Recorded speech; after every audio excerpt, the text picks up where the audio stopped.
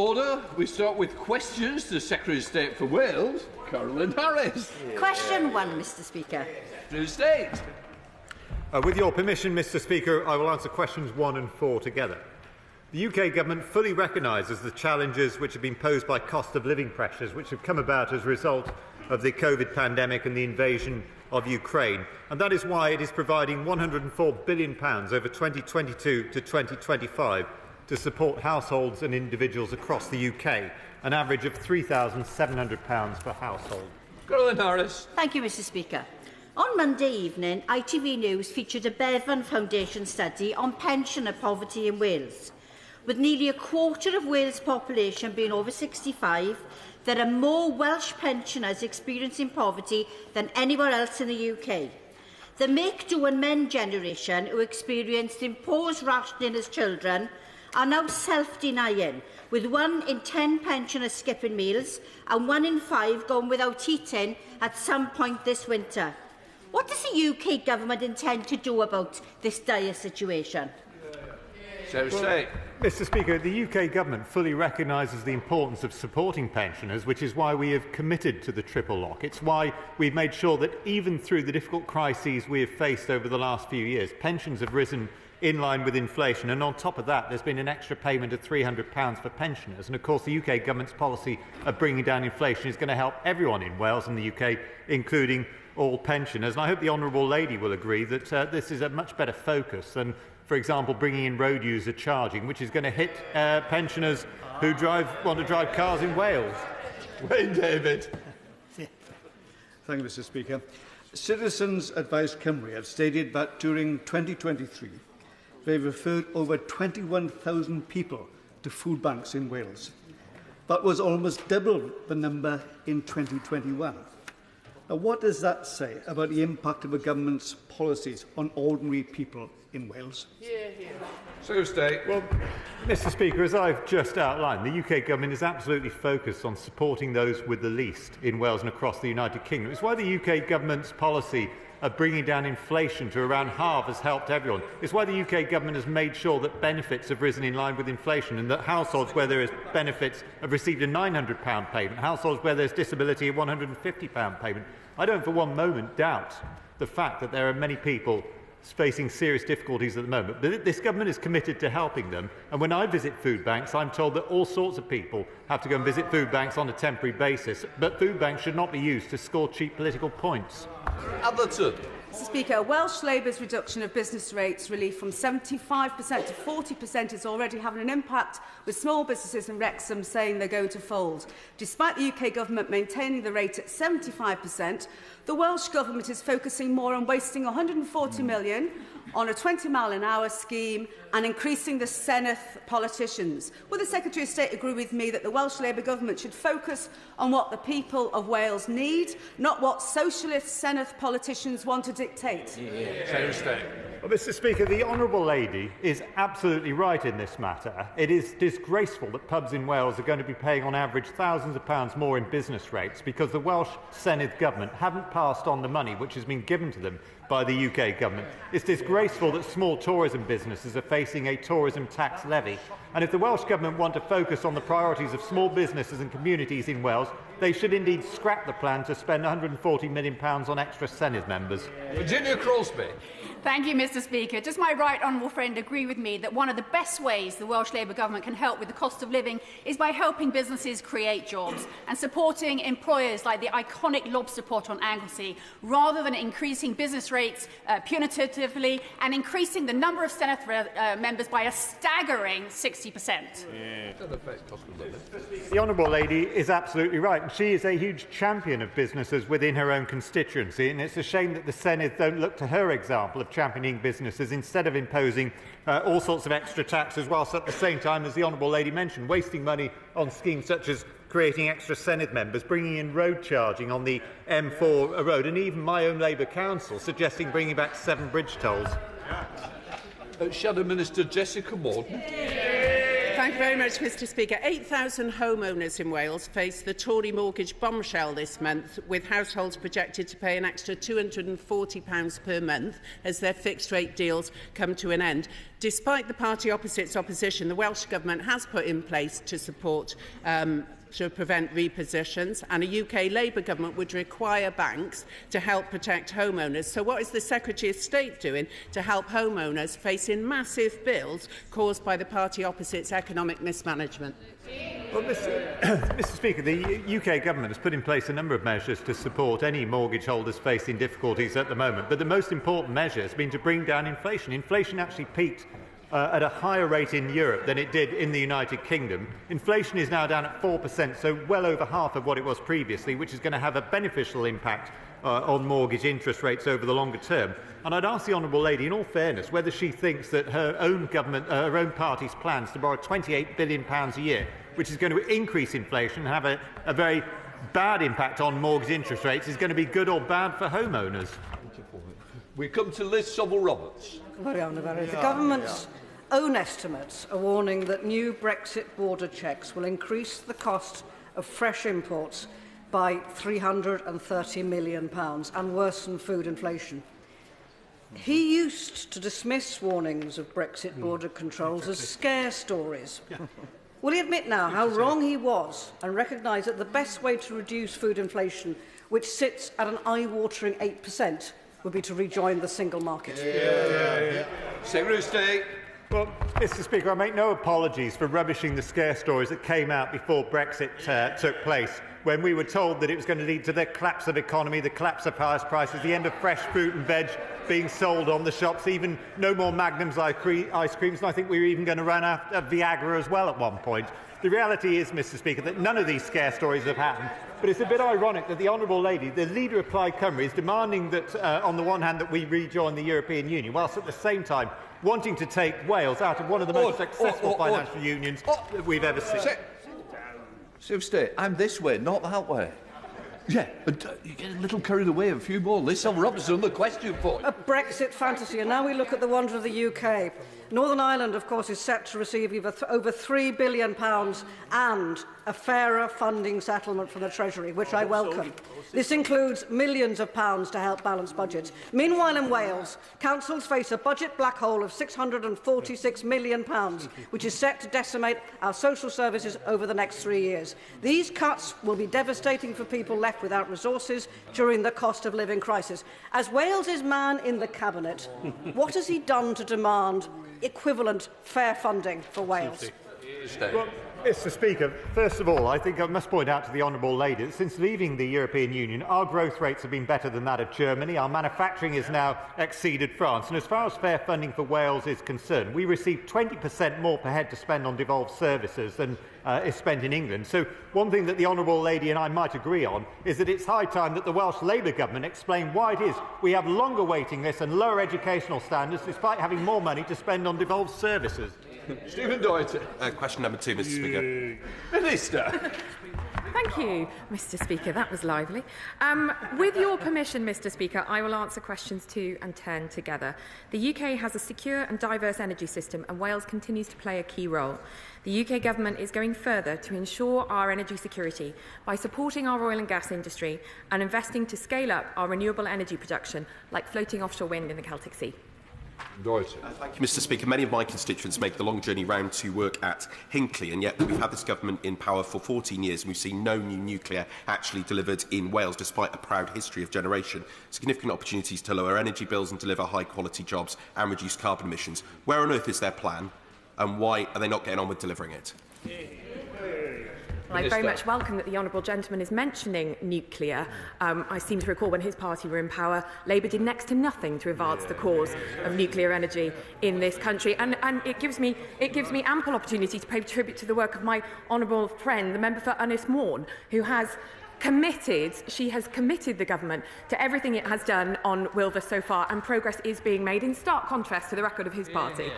And the Matt Moran. Thank you, Mr Speaker. 14 years of successive Tory governments have all had the chance to invest in the transition to net zero. Instead, they have chosen to backslide on climate commitments, and it's working people in my constituency and across Cardiff North paying the price. With this government intent on issuing new oil and gas licences, what does the Minister have to say to families in my constituency now paying treble for their energy bills? Well, Mr Speaker, I would point out that it's this government that has stepped in with £96 billion of support to mitigate the impact of those energy bills. But I completely disagree with the Honourable Lady's assessment on our record on net zero. And I would point out that when her party were in power, 7% of our energy supply came from renewable sources. It's now, she'll let me finish the point, it's now just under 15%. That is the record of this government's this party's 14 years in power. Stephen Crabb. Thank you, Mr Speaker. My honourable friend mentions the new industry of floating offshore wind, which has huge potential to create large numbers of high-quality jobs in places like Milford Haven and Port Talbot. Given that those two ports have both currently got bids in with UK government to the FLOMIS port infrastructure scheme, which is going to be really keen to seeing this vision realised, when can these ports expect to hear back from those bids, please? Minister. I thank the Chair of the Select Committee and my honourable friend for that question. I'm delighted today the Crown Estate are hosting a bidders' day to drive forward plans for innovative floating wind projects in the Celtic Sea. The UK Government is supporting Flow through our Contracts for Difference scheme, securing a long-term pipeline of projects in the Celtic Sea. I'd be happy to write to him with a further update on when more progress can be discussed. Come to Shadow Secretary of State, Joe Stevens. On the issue of energy mix, Mr Speaker, the Tata workers I met last week know the virgin steel they make is vital to supporting our renewable energy aspirations, like offshore wind in the Celtic Sea. So the loss of 3,000 jobs is a kick in the teeth for our proud, skilled Welsh steel workers. It will devastate local economies and the sovereign steel-making capacity that would build the wind turbines we need. Yet the Business Secretary told us at the weekend that, and I quote, it's not about the jobs lost. Does he agree with her comments? Minister. I'm sorry, she's got me replying to that question, not the Secretary of State. I think what's important to recognise is that the investment from this UK government has saved thousands of jobs across the United Kingdom. Of course, the Transition Board is now working with the individuals affected in Port Talbot, and that is a proper and right thing to do. I'm glad that both the UK and Welsh governments are working towards that. That is absolutely the right outcome. And I think we need to think of these things in the wider context, which is our responsibility. Joe Stevens. She boasts about the Transition Board, but that only exists because of the government's failure to protect jobs and vital industries.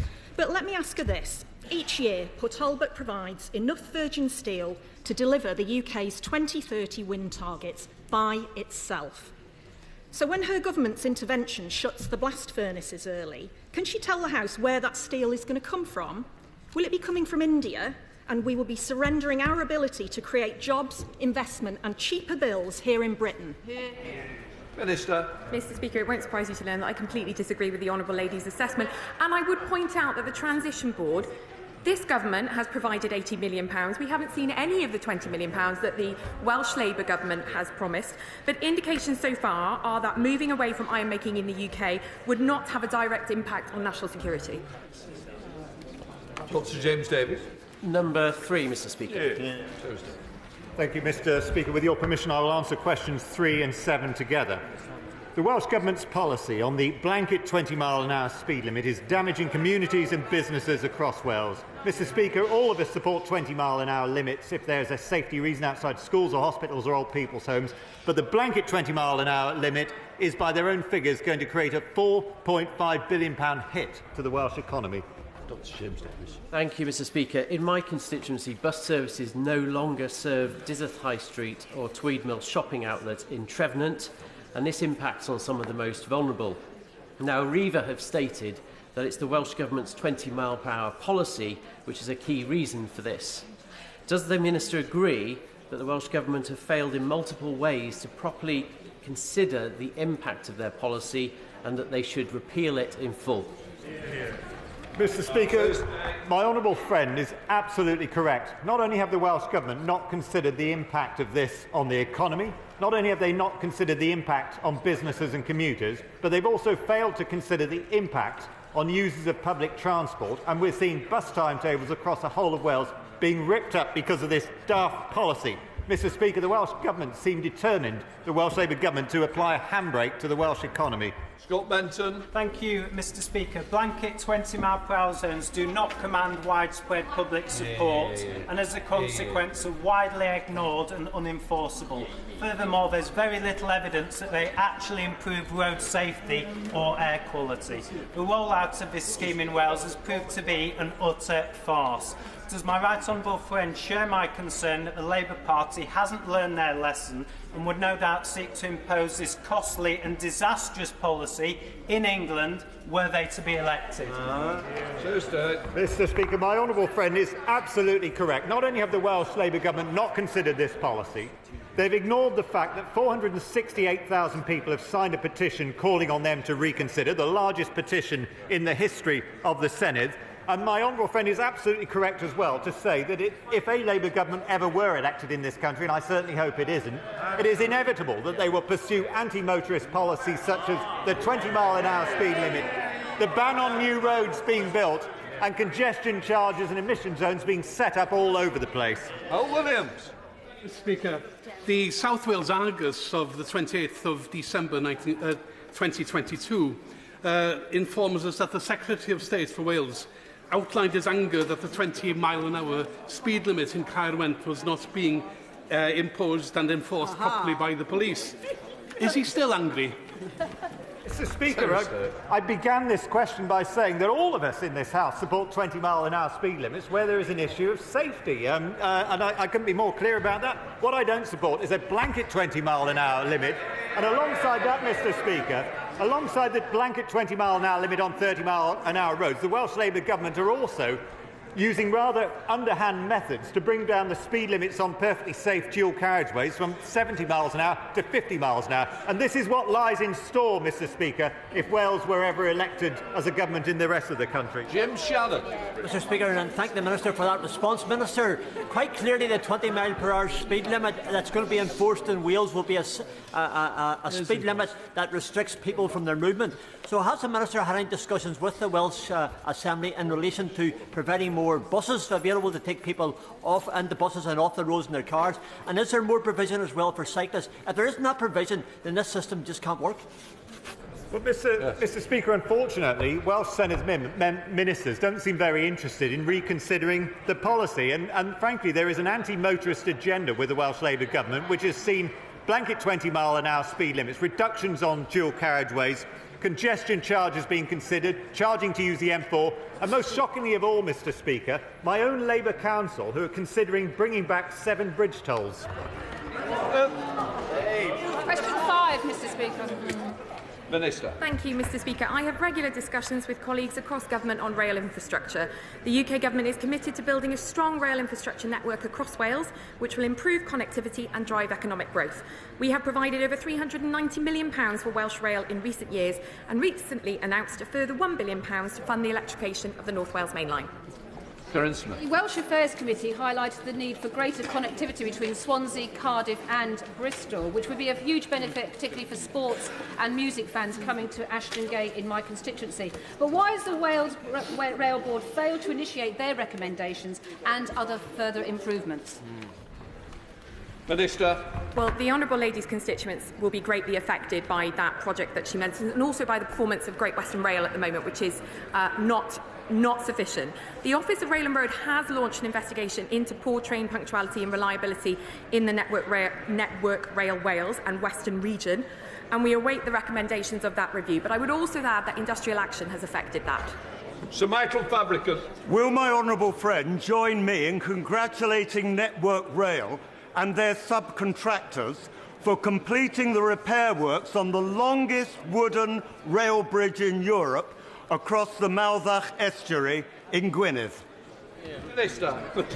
I certainly will. I'm delighted that my honourable friend takes such keen interest in Welsh rail infrastructure and raises it here on such a regular basis.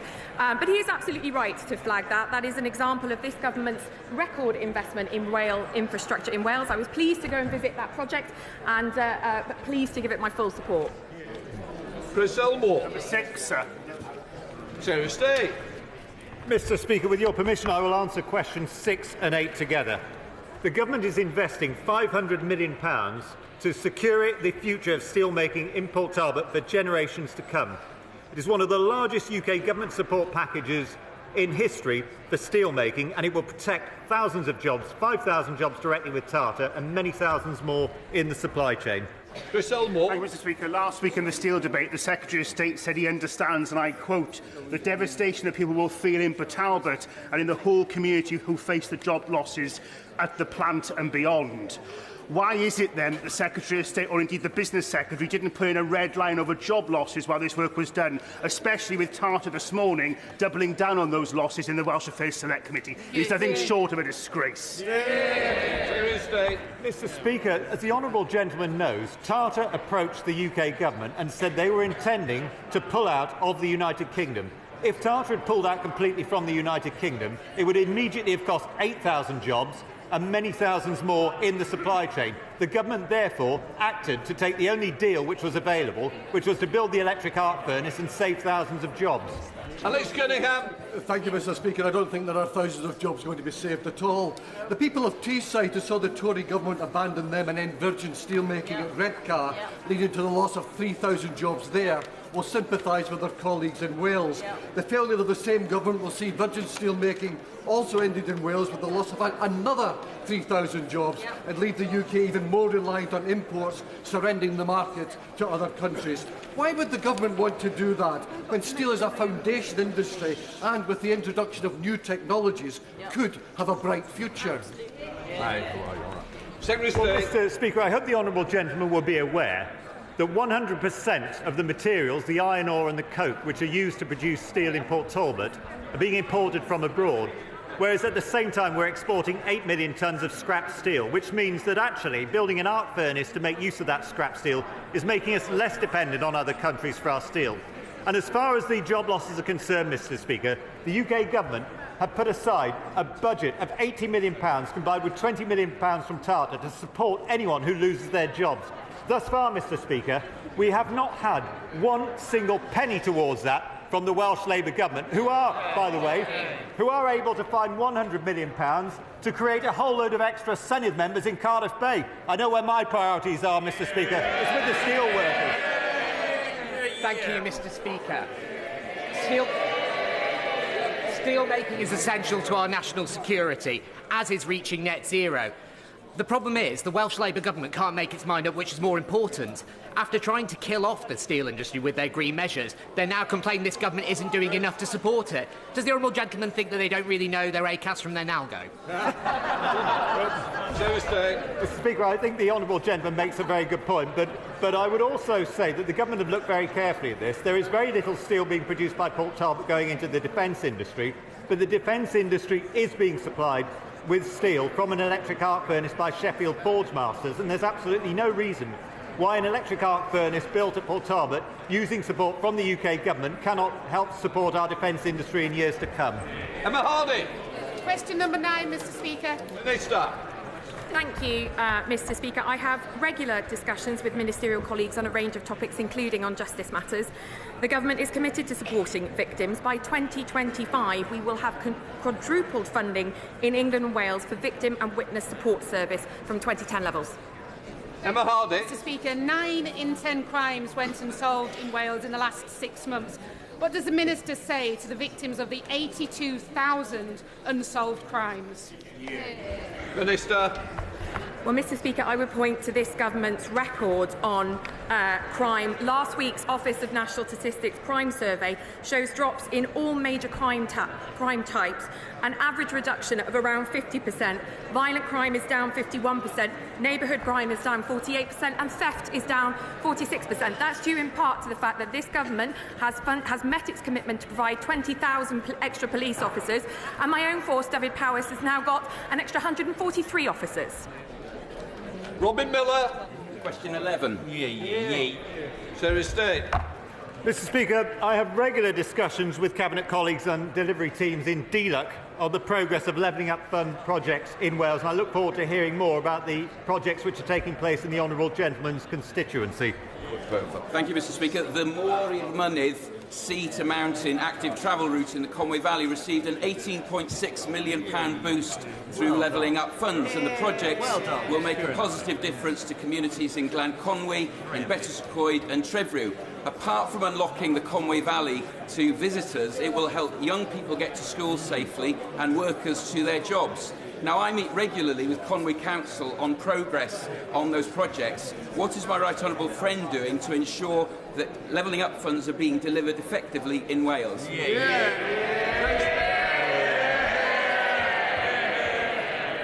Mr. Speaker, can I firstly congratulate my honourable friend for being such a champion of levelling up fund schemes in his own constituency. The levelling up funds have allowed us to commit to keep our post-Brexit promise to ensure that Wales continues to be generously funded. And Mr. Speaker, it is one of many such projects, such as the levelling up funds, the pre-ports and investment zones that are ensuring Wales levels up. Like the towns and villages I represent, coalfield communities in Wales are still bearing the brunt of deindustrialisation. I'm delighted that we're going to have a debate tomorrow on miners and mining communities, and I encourage Welsh colleagues to attend. Can the Minister tell us what steps he's taking to ensure that levelling up funding in Wales and across the coalfields in the UK is targeted the most deprived, left behind areas that have suffered most? Mr. Speaker, the honourable gentleman is absolutely right to say that we do need to target the areas most in need, but that is exactly what this government has been doing. And it's not just been about levelling up funds, Mr. Speaker. We have had 4 growth deals going on across the length and breadth of Wales, 3 rounds of levelling up funding. We've had 2 investment zones, 2 free ports, an electrified rail line in North Wales and an electrified arc field in South Wales. And the reality is, Mr. Speaker, that while we are committed to levelling up, the Welsh Labour government are committed to levying further taxes on people and businesses in Wales.